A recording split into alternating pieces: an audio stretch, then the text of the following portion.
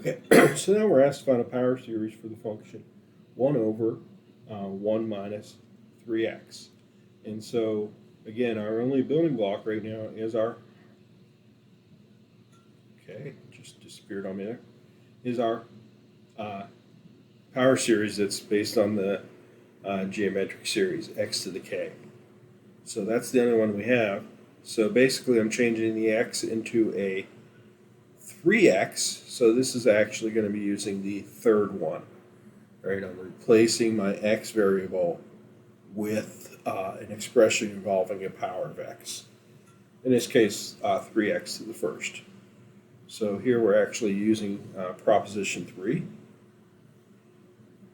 to accomplish our goal here. And so we know that the sum of x to the k is 1 over 1 minus x. That's our building block that we have right now. And our function, we're replacing that x with a 3x. So h of x is equal to 3x. So what we would do is we would go into that series. Right? We would go into that series and we would replace the x to the k with the 3x. So our series 1 over 1 minus 3x could be written as the series k going from 0 to infinity of 3x to the k. 3x to the k. And what would that look like? Well, at 0, that would be just 1. At 1, that would be 3x. At 2, that would be 3x squared. At 3, that would be 3x cubed. And so on and so on and so on. Okay.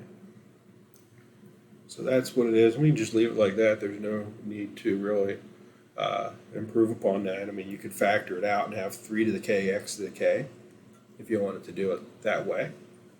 Now, this thing is going to converge as long as the expression we're putting in there is less than 1, right? Because why does it have to be less than 1? It has to be less than 1 because that's what we know about our power series here.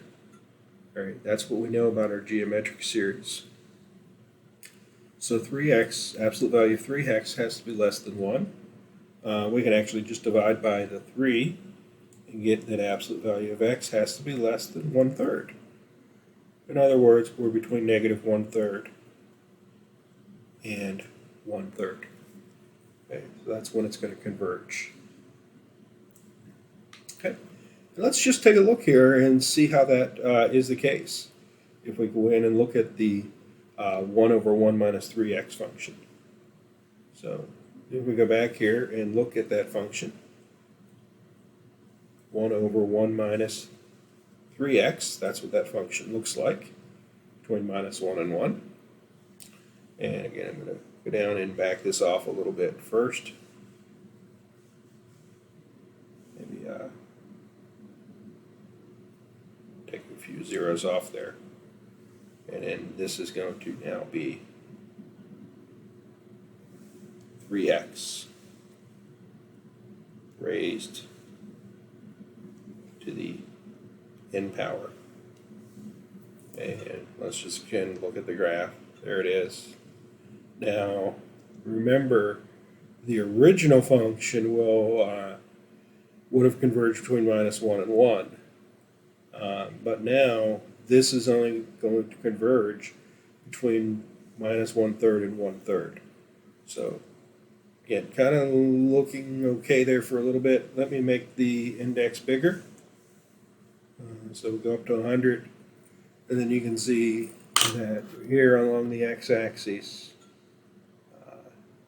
right, the agreement is really only existing around about 1/3, right, around about minus 1/3. Once we get past that, the blue graph stops existing. Let me turn off the red graph there. For some reason, the red graph is overriding the blue graph now. usually the blue graph, as long as we're between about 1/3 and minus 1/3, it is convergent, which is again just visual confirmation there. Okay? The graphs are pretty close.